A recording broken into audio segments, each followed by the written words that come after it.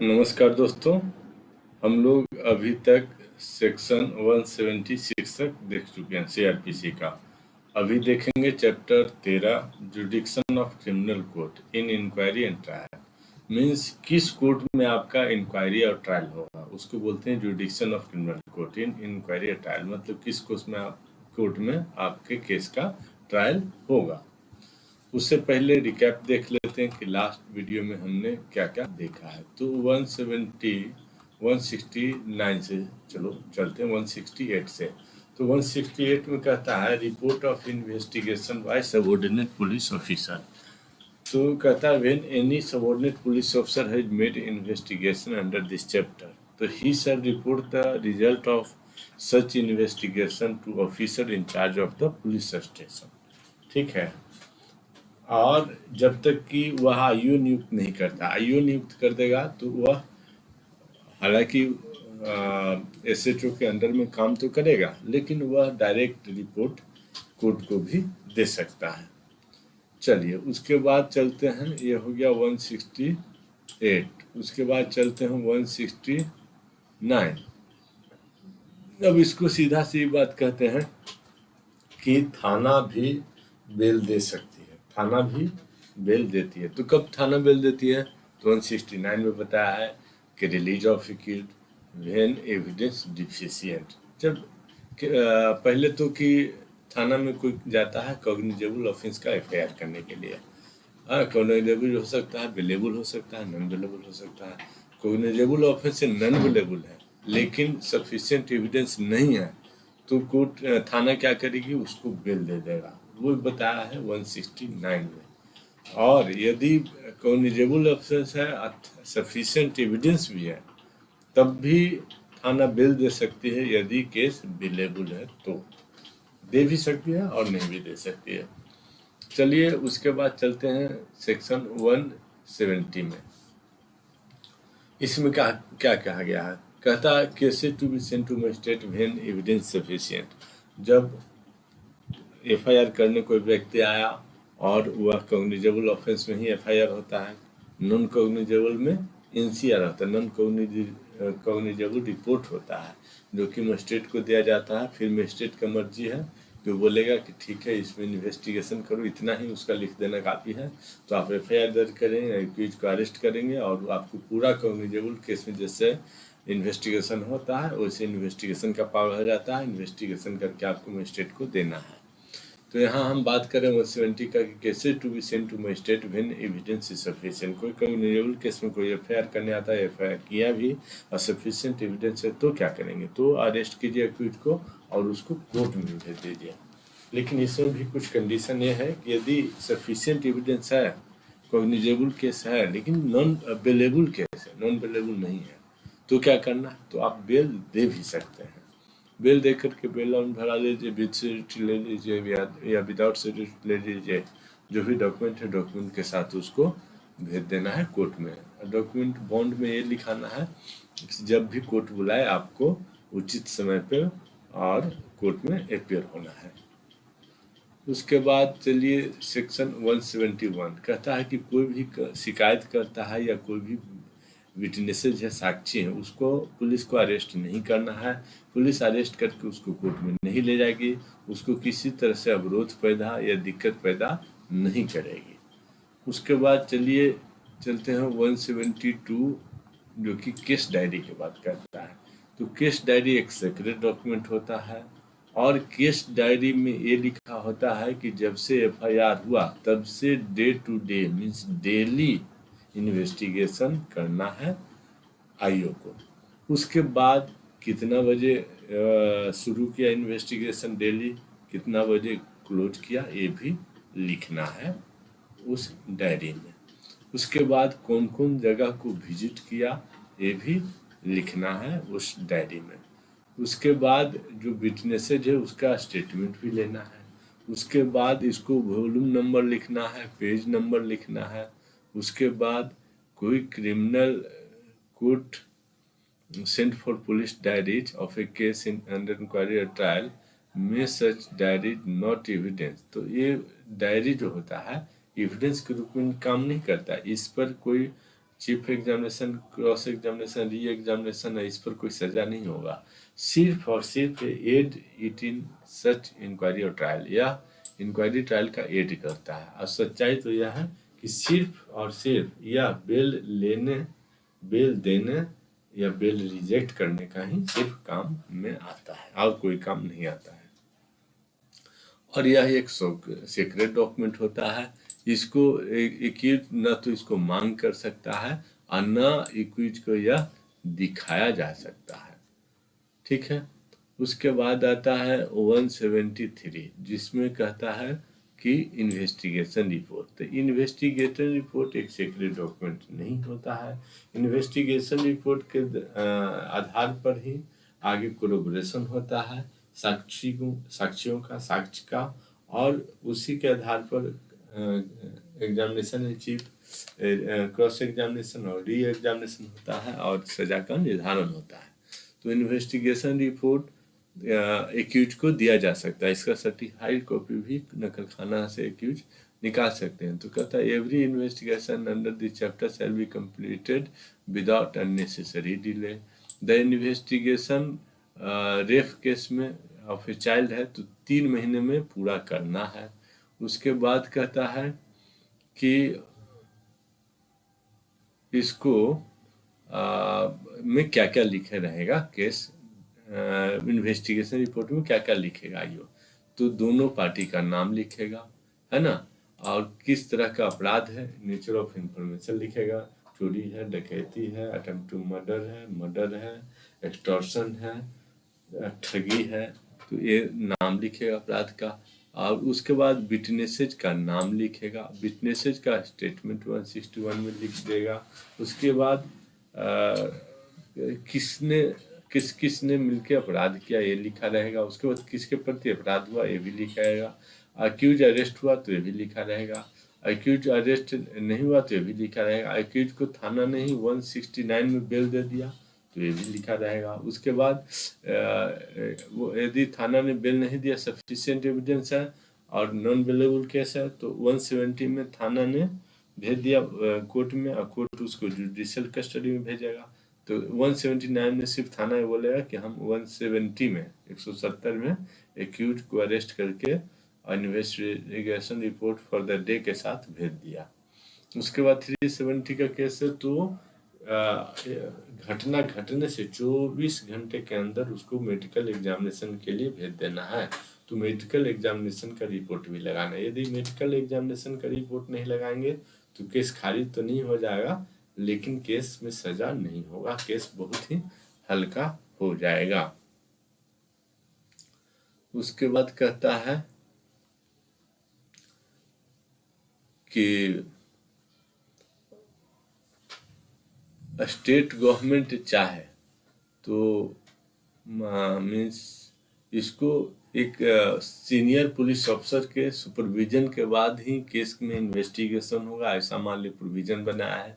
तो senior SSP या SP या डीएसपी का सुपरविजन रिपोर्ट भी उसमें लगेगा और सुपरविजन रिपोर्ट भी इन्वेस्टिगेशन रिपोर्ट के साथ भेजा जाएगा। उसके बाद चार्जशीट भी इन्वेस्टिगेशन रिपोर्ट के साथ भेजा जाएगा। और कोई डॉक्यूमेंट है जो पहले नहीं भेजा गया उसको भी इन्वेस्टिगेशन रिपोर्ट के साथ भेजा जाएगा। उसके बाद आता है सेक्शन 174 जो कि police to inquiry and report on suicide cases etcetera.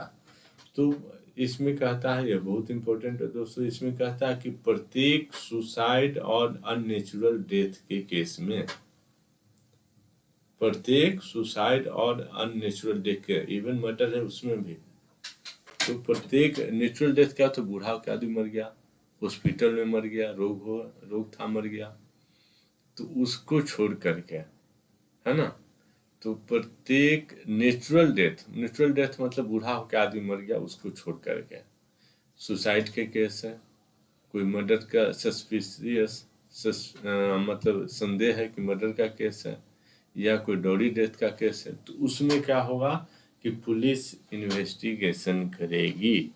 उसके बाद पुलिस के बाद मजिस्ट्रेट, डीएम, एडीएम या एसडीएम या कोई भी एग्जीक्यूटिव मजिस्ट्रेट, तीनों में से इंक्वेस्ट करेगी, मतलब वे भी इंक्वायरी करेंगे। फिर जब डीएम करता है इन्वेस्टिगेशन तो उसको इंक्वायरी बोलते हैं। उसके बाद इनका पोस्टमार्टम होगा।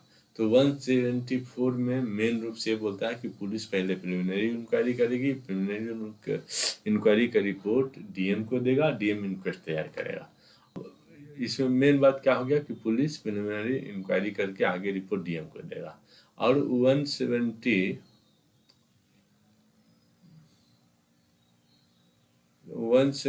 अब 5 में चलिए। 175 में क्या कहता है? 175 में कहता है कि कोई भी अननेचुरल डेथ है तो कोई भी विटनेस को पुलिस के पावर है कि बुला सकता है, वो उसको कॉल कर सकता है या उसके पास जाए जो भी है, और कॉल करके उसको पूछ सकता है कि भाई इस मर्डर हो गया है, नेचुरल डेथ हुआ है, इस डेथ के बारे में आपका क्या कहना, आपने क्या देखा है। कोई भी आई विटनेस उसको बुला सकता है। The power to police summon any witness, है ना, अंडर 174, मतलब in case of unnatural death और सुसाइड के केस में किसी भी विटनेस को बुला करके पूछ सकता है। ठीक है।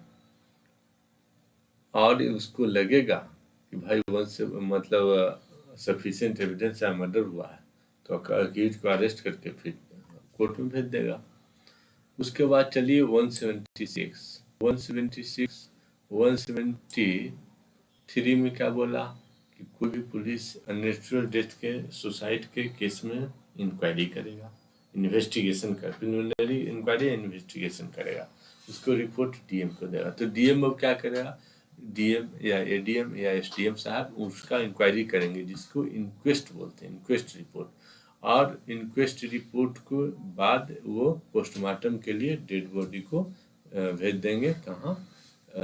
सरकारी हॉस्पिटल में। ठीक है।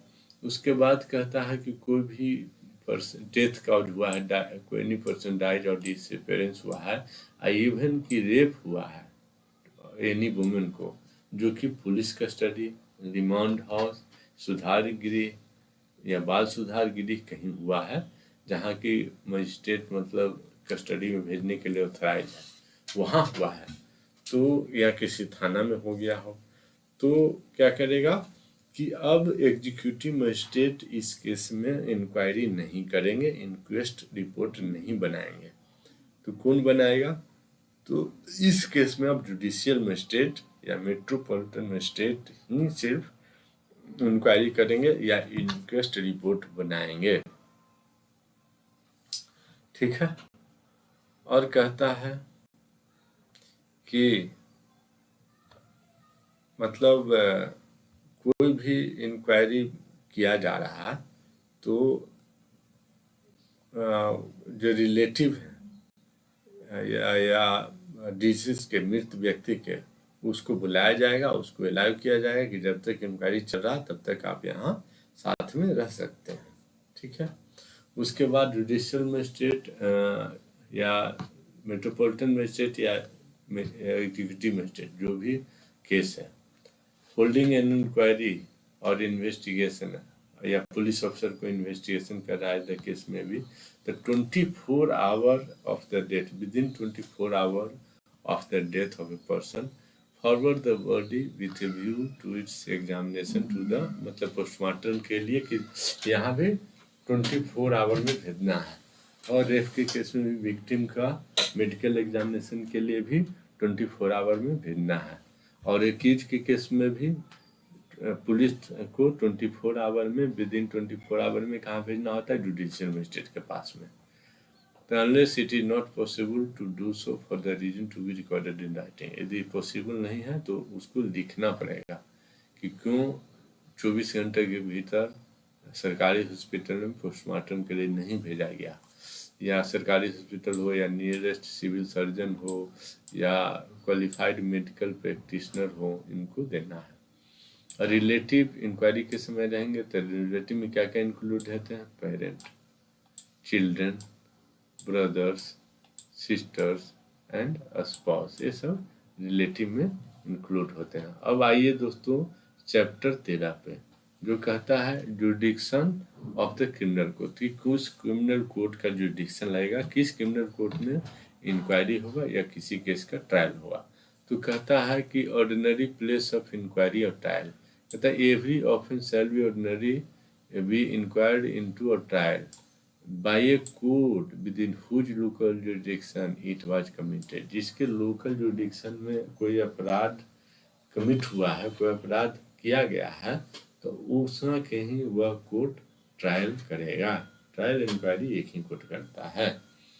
और ऐसे तो दोस्तों प्रत्येक कोर्ट का सीजीएम बांध देता है कि भाई 10 कोर्ट ये तेरे अंदर, 10 कोर्ट ये आपके अंदर। मान लीजिए एक सीजीएम के अंदर 10 गो जुडिशियल मजिस्ट्रेट है, जुडिशियल फर्स्ट क्लास सीजीएम है, तो 10 को बांट देता है थाना, ऐसा पहले से निर्धारित होता है ना।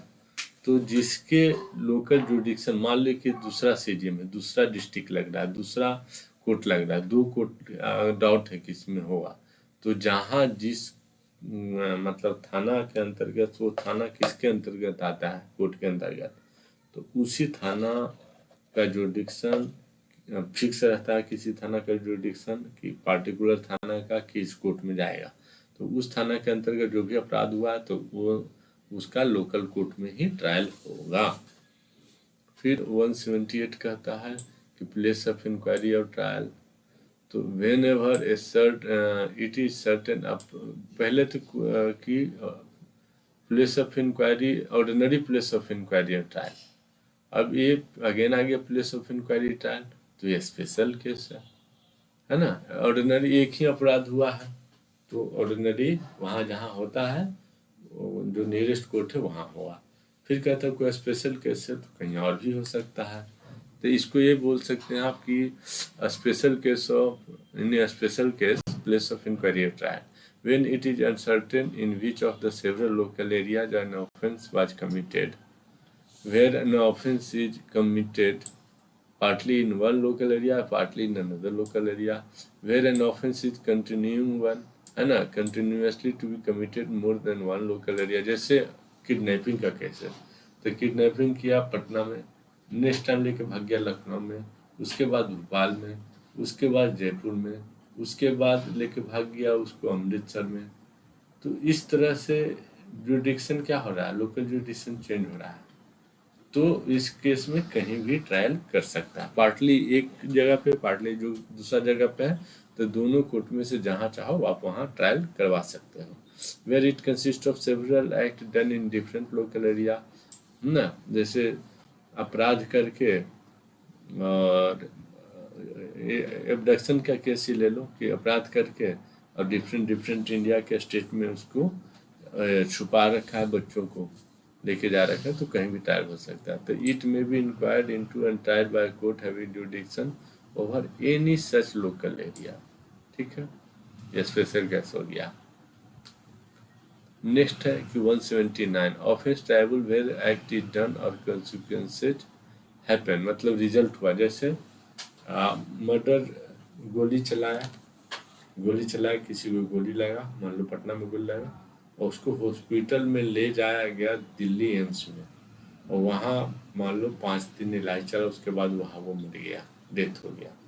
तो एक्ट डन क्या हुआ पटना में, डेथ कहाँ हुआ, मतलब कंसिक्वेंसेज रिजल्ट, मतलब उस गोली लगने के फलस्वरूप रिजल्ट में डेथ कहाँ हो गया, दिल्ली में, तो कहीं भी ट्रायल हो सकता है। ये सब स्पेशल केस है, दोनों जगह में से कहीं भी ट्रायल कीजिए। तो when an act offense by reason of anything has been done or consequences has been issued, the offense may be inquired into and trial by a court within whose jurisdiction such thing has been done or such consequences has been issued। ठीक है,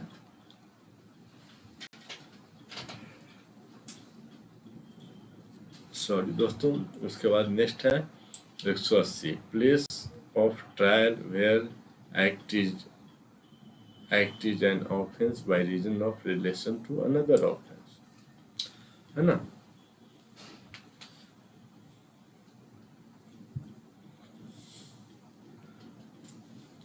When an act is offense by reason of its relation to any other act which is also an offense, which would be an offense if doer were capable of committing an offense.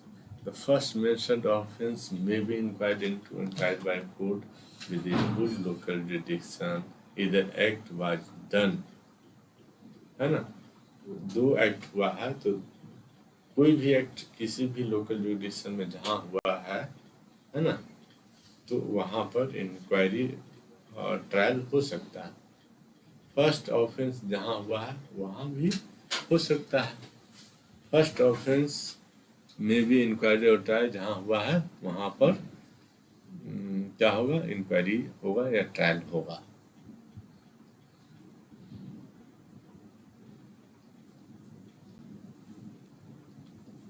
जैसे conspiracy किया गया पटना में और murder हो गया दिल्ली में, तो पटना में भी बोला कि कंस्पिरेसी रचा गया था ना, तो ये कंस्पिरेसी पटना में रचा गया था, तो पटना में भी ट्रायल होगा।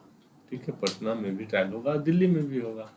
तो पटना में होगा कि नहीं, सिर्फ यहाँ ये बात को बोल रहा है। तो यहाँ बोल रहा है प्लेस ऑफ ट्रायल, है ना, by reason of relation to other offence, तो पटना में होगा। अब चलते हैं 181 place of trial in certain cases. ठीक है, कहता है कि एनी ऑफेंस बीइंग ए ठगी या मर्डर कमिटेड बाय ठग, ठीक है, या डकैती हो गया, या डकैती विथ मर्डर हो गया, बिलोंगिंग टू गैंग ऑफ डकैत हो गया, इसके भी फ्रॉम कस्टडी हो गया, may be inquired into an trial within whose local jurisdiction the offence was committed. ठीक है, और the accused person is found, है ना। मर्डर डकैती और मर्डर करके जहाँ भाग गया हो, डकैती करके पटना में वाले डकैती करके और दिल्ली में जाके रह रहा हो, तो दिल्ली में भी ट्रायल हो सकता है, पटना में हो सकता है। पटना में डकैती किया और मान लो सूरत में रहा, तो सूरत में भी, सूरत यानी गुजरात, तो गुजरात में भी ट्रायल हो सकता है, पटना में भी ट्रायल हो सकता है। नेक्स्ट चलिए, an offense of kidnapping of or abduction of a person might be inquired into and tried within whose local jurisdiction person was kidnapped, है ना, or abducted and was conveyed or concealed or detained। जैसे मान लो कि पटना में कि abduction या kidnapping हुआ, फिर बच्चा को लेकर के चला गया लखनऊ में, फिर भोपाल में, फिर लेके चला गया हैदराबाद, फिर बंगलौर में, फिर लेके चला गया चेन्नई में। तो कहीं भी ट्रायल हो सकता है, चेन्नई में हो, पटना में हो, लखनऊ में हो, भोपाल में हो, जहाँ जहाँ बच्चा को लेकर गया कहीं भी ट्रायल हो सकता है। ठीक है, उसके बाद नेक्स्ट है ऑफेंस ऑफ थेफ्ट और extortion robbery may be inquired into and tried within whose local jurisdiction the offence was committed, और the stolen property was possessed by any person.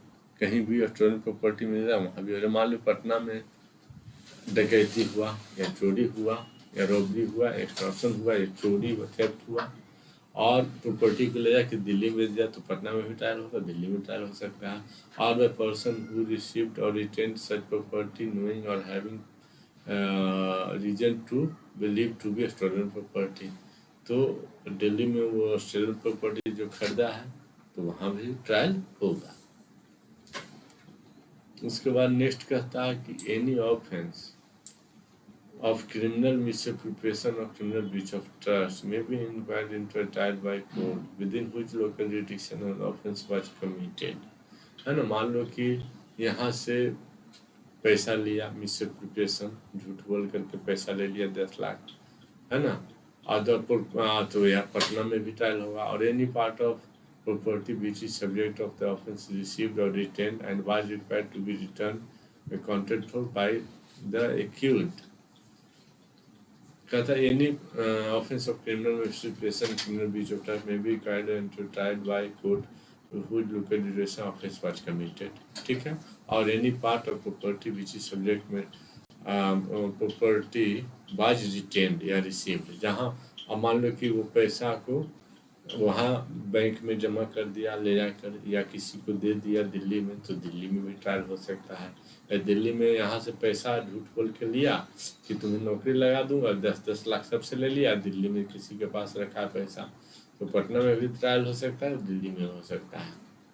ठीक है, उसके बाद नेक्स्ट कहता है any offence which include possession of a stolen property may be inquired into or tried by whose localization the offense was committed। जहाँ चोरी हुआ है वहाँ होगा।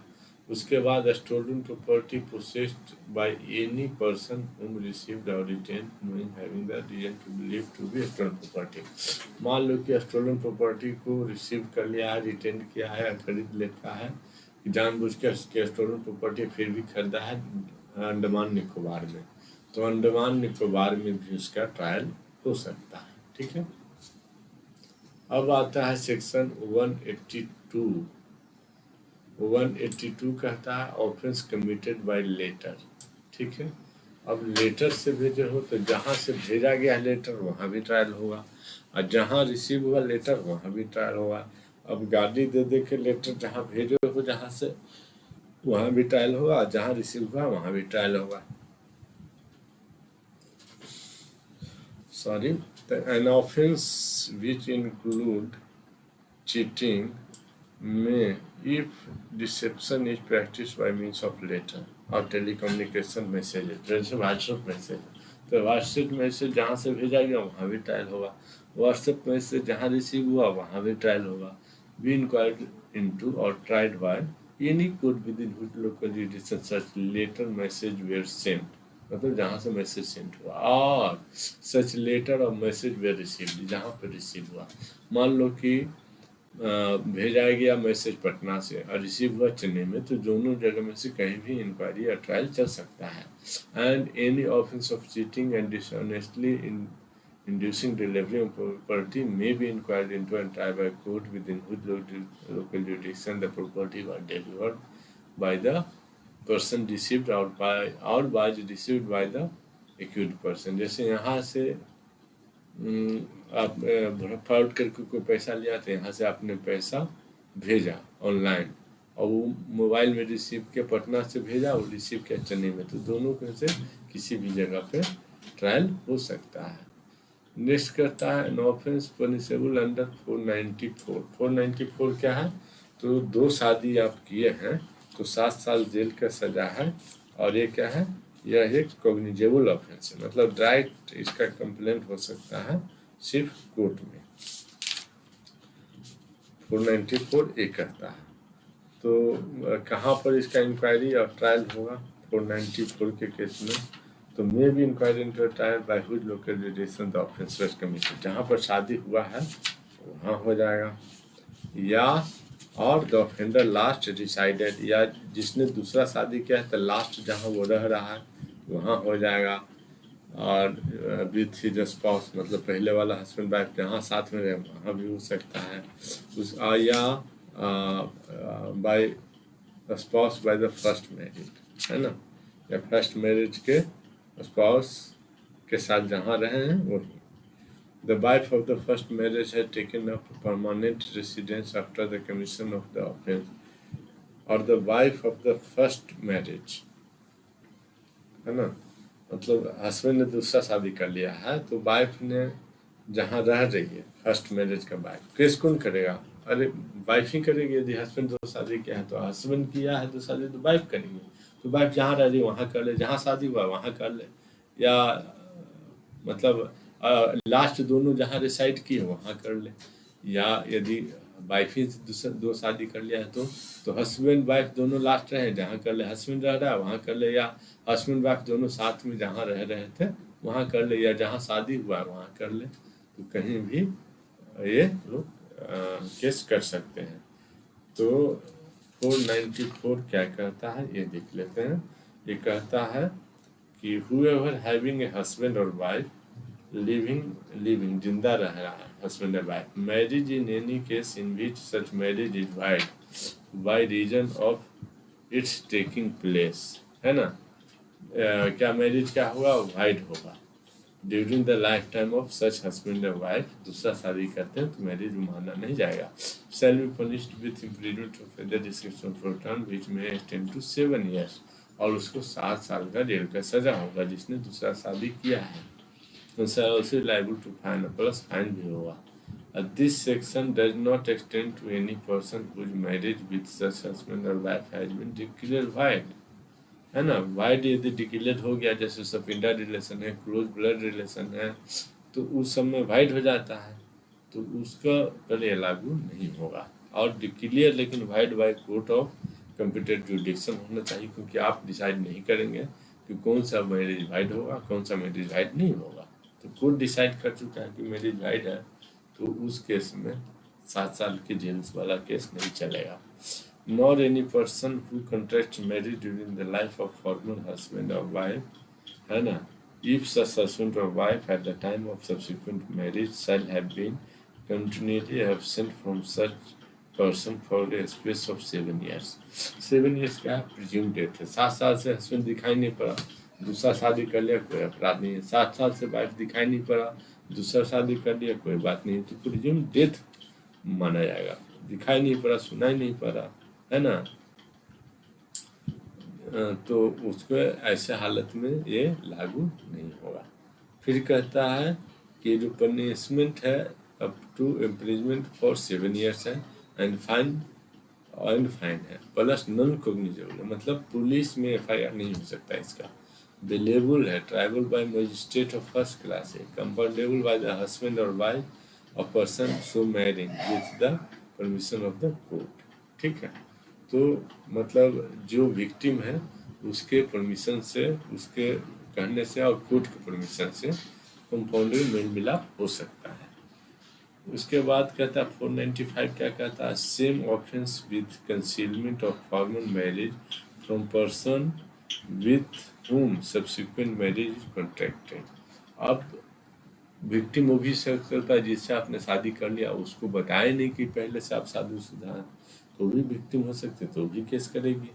तो whoever commits the offense defined in last proceeding section having concealed, मतलब छुपा रखा है, from the persons with whom the subsequent marriage contracted, जिससे शादी किया उससे छुपा रखा है कि पहले से ये शादीशुदा है, the fact of the former marriage shall be punished with imprisonment of either description for a term which may extend to 10 years। तो अब क्या करेगा कि अब इसको सजा 7 साल नहीं 10 साल होगा यदि the person with whom the subsequent marriage is contracted, the fact of the former marriage shall be has been concealed, then who subsequent marriage contracted, the fact of the former marriage shall be punished with imprisonment of either description of term which may extend to 10 years।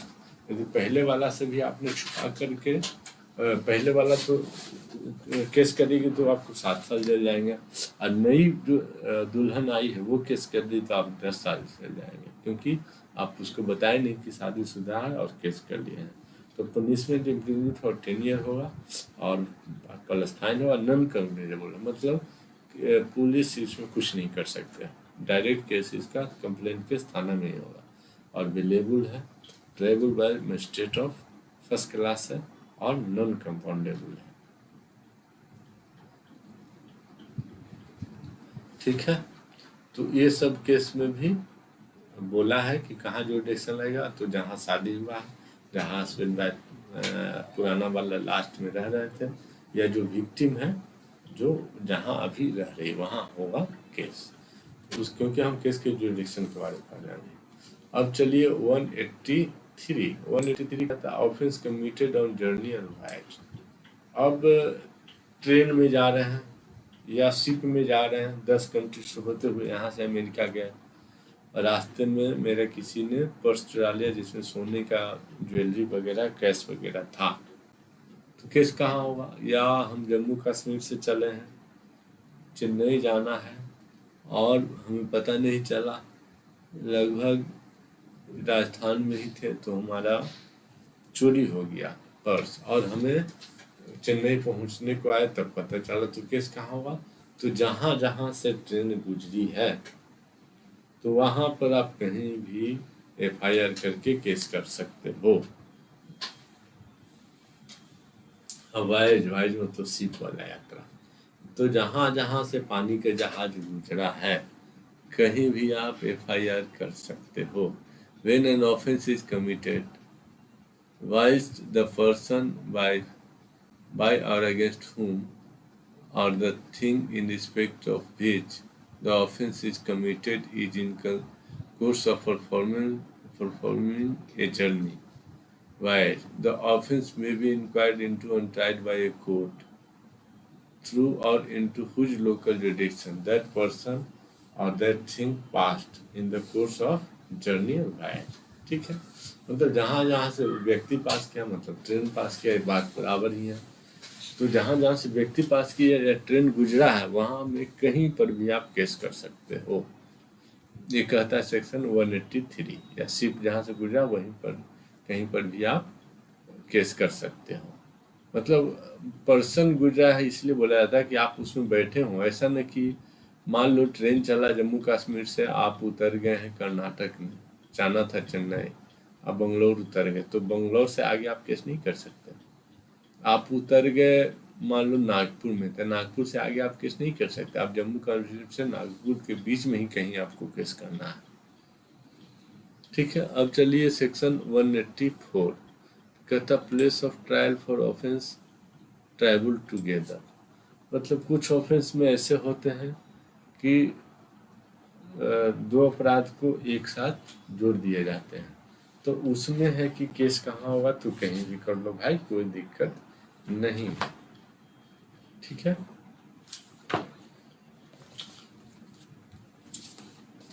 कहीं भी trial हो जाए कोई दिक्कत नहीं है। तो कहता है if offence committed by any person are such that he may be charged with and tried at one trial for each such offence by virtue of provision of 219, 220 और 221। तो पहले देखते हैं कि 219, 220, 221 कहता है क्या। तो 219 कहता है कि offence of same kind within year may be charged together when person is accused of more offence than one of the same kind committed within the space of 12 months from the first to the last of such offence, whether in respect of the same of person or not, he may be charged with and tried at one trial for the number of them not exceeding 3। 3 offence यदि 12 महीने के अंदर किसी व्यक्ति ने किया है, तो उस तीनों को मिलाकर के एक ही कोर्ट, 3 डिफरेंट कोर्ट में मान लो केस चला है, तो तीनों को मिलाकर के एक जगह केस चलेगा। तो कहाँ चलेगा, इसमें जुरिडिक्शन है तो कहीं भी चला दो, तीनों जगह से हटा करके कहीं भी एक कोर्ट में रख सकते हो, कोई दिक्कत नहीं है। फिर है 220, इसमें क्या कहता है trial for more than one offence. इसमें कहता है if one series of acts so connected together so as to form the same transaction, more offense than one are committed by the same person, he may be charged with and tried at one trial for every such offense। प्रत्येक ऐसे offence के लिए क्या होगा कि एक जगह पे may be charged with and tried at one trial for every such offense, है ना, वन जगह पे ट्रायल होगा। तो कहाँ होगा, तो कहीं भी कर लो। ठीक है, when a person charged with one or more offense of criminal breach of trust or dishonest misappropriation of property provided in subsection 2 of section 212 or in subsection 1 of subsection 219 is accused of committing for the purpose of facilitating or concealing the commission of that offense or those offences, one or more offense of falsification of accounts, he may be charged with and tried at one trial for every such offense। ठीक है, एक ही series of offence हो तो उसमें one trial होगा, तो कहाँ trial होगा भाई, तो कहीं भी ट्रायल कर लो, कोई दिक्कत नहीं है। उसके बाद कहता है 221। 221 क्या कहता है, कहता है कि where there is doubt what offence has been committed, है ना, ये सिंगल एक्ट और series of act is of such nature that it is doubtful which of several offense the fact has been committed, the fact which can be proved or constitute the accused may be charged with having committed all or any of such offence, and any number of such charge may be tried at one place. ठीक है, may be charged in the alternative with having committed some one of the said offenses. ठीक है, तो conviction without any charge to charge for all offenses. When doubtful what offense has been committed or what offense not committed, तो मान ले किसी में charge sheet हुआ और किसी में नहीं हुआ, तो सेम एक ही मतलब जिसमें नहीं हुआ तो एक ही ट्रायल में उसको चार्ज में ऐड करके कर सकता है, और किस जगह पे हुआ तो कहीं भी ट्रायल कर लो, कोई दिक्कत नहीं है। ठीक है, उस तरह से 223 में कहता है वाइट पर्सन्स में बी चार्ज जॉइंटली, तो कहता है द फॉलोइंग पर्सन में B charge and tried together, namely persons accused of the same offence committed in the course of the same transaction, तो उनका अलग अलग ट्रायल चला तो एक जगह हो जाएगा और कहीं भी करा लो जुडिक्शन। दूसरा कहता है person accused of an offence and persons accused of abatement of offense attempt to commit offense such offense, तो उनका भी ट्रायल एक जगह हो जाएगा। उसके बाद नेक्स्ट सी में कहता है कि persons accused of more than one offense of the same kind within the meaning of the felonies committed by them jointly within the period of 12 months, तो उनका भी ट्रायल एक जगह कर लो। Person accused of different offense committed in the course of the same transaction, तो उनका भी ट्रायल एक जगह कर लो। Person accused of the an offense which include theft, extortion, cheating, criminal misappropriation, and persons accused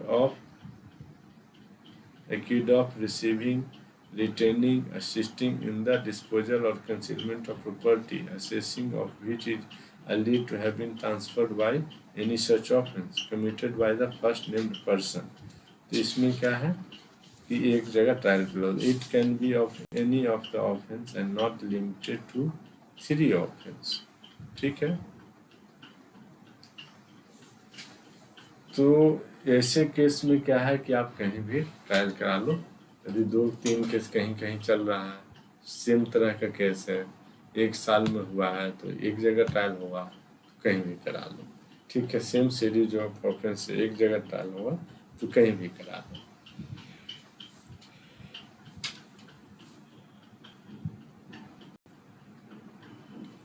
चलिए, वो 185 में क्या कहता है कि power to order cases to be tried in different session division.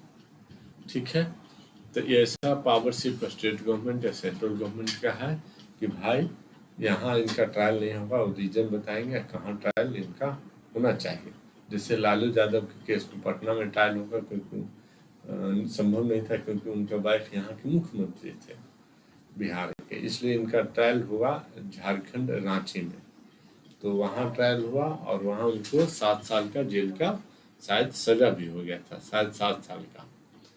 तो इस तरह से स्टेट गवर्नमेंट या सेंट्रल गवर्नमेंट चाहे तो इनका ट्रायल को दूसरे सेशन डिवीजन में शिफ्ट करा सकते हैं। ठीक है, जैसे लालू यादव जी का कराया गया, मधु कोड़ा का भी कराया, क्योंकि वहाँ के चीफ मिनिस्टर थे तो झारखंड में ट्रायल नहीं हुआ। उसी तरह से ओम प्रकाश चौटाला का हुआ। तो अब नेक्स्ट है कि high court to decide in case of doubt district where inquiry और trial shall take place.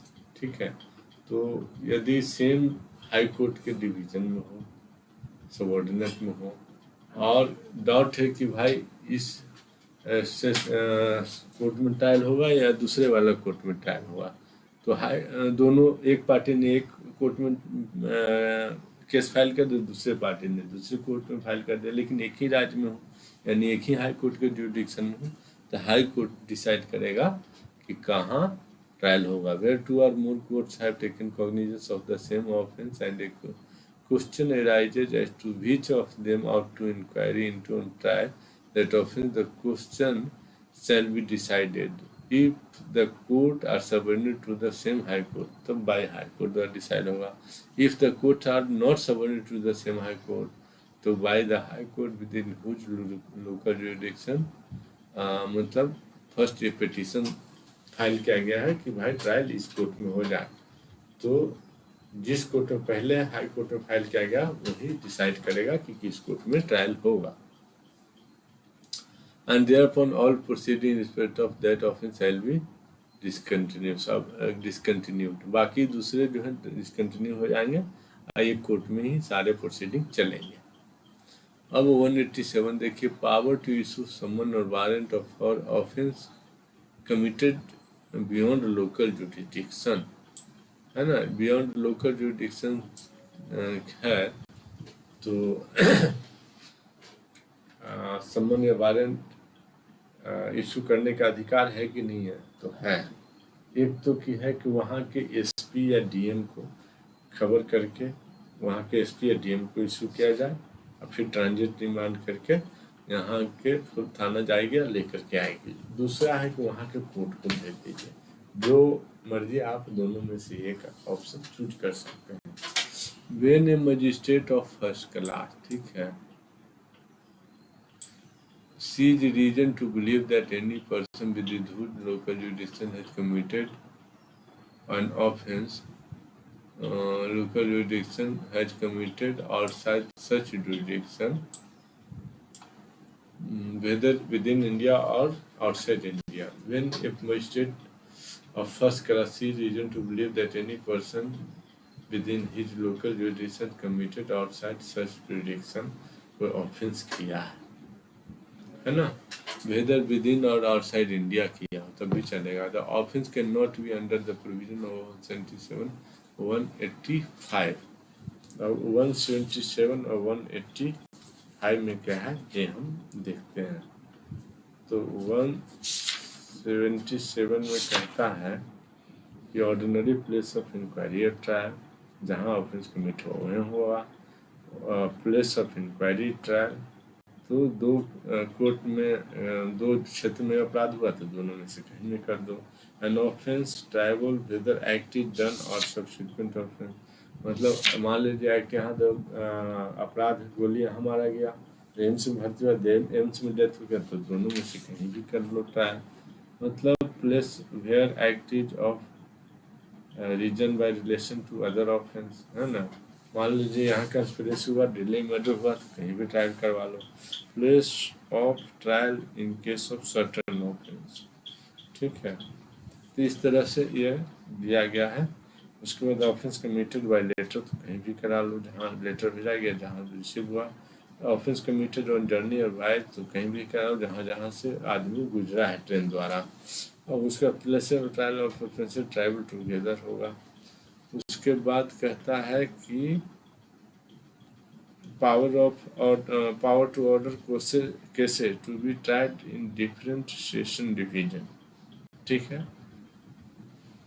Power to order cases to be tried in different session division ये स्टेट गवर्नमेंट का पावर है।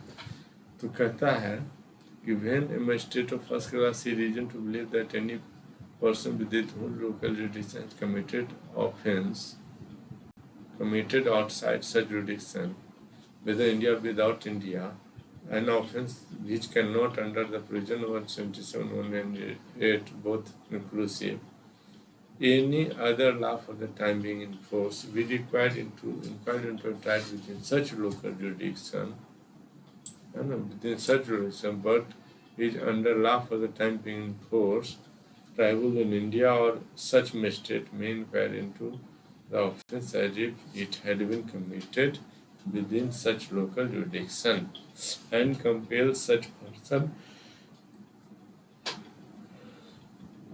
to appear before him and send such person to the magistrate having jurisdiction to inquire and try such offence, ठीक है। मान लो कि कोई magistrate के जुडिशन में रह रहा है तो वो उसको वहाँ भेज देगा अरेस्ट करके, जहाँ उसको इंक्वायरी या ट्रायल होना कि जाओ वहाँ से बेल लेना या जो भी है इंक्वायरी ट्रायल वहाँ देखना। The magistrate having to inquiry and trial and if such offense is not punishable with death, imprisonment for life, and such person is ready and willing to give bail to satisfaction of magistrate acting upon this section, take a bond with without interest for his appearance before the magistrate having such jurisdiction. ठीक है, तो जिस magistrate के jurisdiction में bell लेकर के उसको वहाँ भेज देगा, या विदाउट बेल तो अरेस्ट करके ट्रांजिट रिमांड पर भेज देगा. When the magistrate of first class sees reason to believe that any person within whom localization committed offence and outside such local jurisdiction, then be inquired into tried within such jurisdiction, but it under some law for the time being forced tribal in India, the magistrate may inquire into the offence as if it had been committed within such local jurisdiction, and compel such person in manner hereinafter provided to appear before him. मतलब कोई दूसरे court में पकड़ा गया है तो उस court जहाँ ट्रायल होना वहाँ भेज देगा, बेल लेके या बिना बेल लिए. फिर कहता when there are some magistrate other than one having jurisdiction, ठीक है, the magistrate acting under this section cannot satisfy himself to the magistrate before such person to be sent or bound to appear, the case shall be reported for the order of the High Court. ठीक है ना, दोनों there are more magistrate than one having jurisdiction, the magistrate acting under this section must satisfy himself or to the magistrate, है ना, such person could be sent or है ना bound to appear, तो ऐसे केस में से report to the order of the high court कि कहाँ ट्रायल होना लग रहा है उसको यही होना चाहिए, तो हाई कोर्ट को रिपोर्ट करेगा, हाई कोर्ट जहाँ बोलेगा वहाँ ट्रायल होगा. नेक्स्ट है कि ऑफेंस कमिटेड आउटसाइड इंडिया, है ना, when an offence is committed outside India by Indian citizen, by citizen of India, whether on high sea और एल्सवेयर इन एयरक्राफ्ट भी हो सकता है ना, by a person not being citizen of India, या कोई फॉरेनर भी अपराध कर सकता है जो इंडियन सिटीजन नहीं है, ऑन शिप या एयरक्राफ्ट, बट वो उस शिप या एयरक्राफ्ट रजिस्टर्ड इन इंडिया, मतलब इंडियन शिप इंडियन एयरक्राफ्ट पे ही होना चाहिए. तो कहाँ उसका ट्रायल होगा भाई, वो तो हाई सी में किया है ऑफेंस, मान लो he may be dealt with the respect of such offence if he had been committed at any place within India at which he may be found. कोई विदेश का बंदा हो, इंडियन एयरक्राफ्ट या शिप पे अपराध किया हो, और कोई इंडिया का बंदा हो कहीं भी वर्ल्ड में अपराध किया हो, तो इंडिया में जहाँ भी ये दोनों व्यक्ति पाए जाएंगे वहीं पर उनका ट्रायल शुरू हो जाएगा उसके लोकल जुडिशियल कोर्ट में. जैसे कहीं अपराध किया था हाई सी में, इटालियन के नेवी वाले ने मर्डर कर दिया था फिशरमैन को, तो केरला के तट पर पाए गए तो वहाँ पर उनका ट्रायल चला था. और कहता है provided not in any of the preceding sections of this chapter, no such offence shall be inquired into a trial in India except with the prior section of the central government. इसके लिए क्या करना है कि भाई विदेश में अपराध हुआ है या इंडिया में अपराध हुआ है, इंडियन शिप पर अपराध हुआ है, इंडियन एयरक्राफ्ट पर अपराध हुआ, इंडिया में तो नहीं हुआ लेकिन इंडिया से बाहर हुआ, इसलिए सेंट्रल गवर्नमेंट का सेंक्शन लेकर ही उस पर केस चलेगा. उसके बाद कहता है 189, कहता है receipt of evidence relating to offence committed outside India. अब जैसे मान लो इटली वाला के ट्रायल हो रहा है इंडिया में, कहाँ, मान लो कि केरल में हो रहा है, तो बचाव अपने कैसे करेगा, अपना वकील क्यों रखेगा, कैसे रखेगा, तो उसको थोड़े रखना, वो तो सरकारी ड्यूटी कर रहा था. तो क्या होगा कि उसके बोलता है कि जो हाई कमीशन है या नियरेस्ट काउंसलर है, बिजनेस दूतावास जो होता है मेट्रोपॉलिटन सिटी में, वहाँ पर सारे डॉक्यूमेंट का एक कॉपी, कोर्ट केस का एक कॉपी देना है ताकि वो अपने डिफेंस में अपना बचाव ले सके, वकील को इंगेज कर सके या वो अपने डिफेंस को प्रिपेयर कर सके. ठीक है, तो उनको एक कॉपी कोर्ट का देना है उसके वाणिज्यिक दूतावास या हाई कमिश्नर को, तो वो अपना डिफेंस प्रिपेयर करेंगे। तब ना प्रिंसिपल ऑफ ऑडी अल्ट्रम पार्टम का क्या होगा, फुलफिलमेंट होगा, कंप्लायंस होगा। अब नेक्स्ट देखेंगे दोस्तों चैप्टर 14 जो condition requisite for initiation of proceeding. 190 से शुरू होता है cognizance of offence by magistrate. ठीक है, कॉग्निजेंस ऑफ ऑफेंस कब लेते हैं मजिस्ट्रेट, तो प्रत्येक केस में लेते हैं। कॉग्निजेंस लिए ट्रायल होगा, कॉग्निजेंस लिया ही नहीं तो ट्रायल नहीं होगा। तो आज तक दोस्तों सेक्शन 189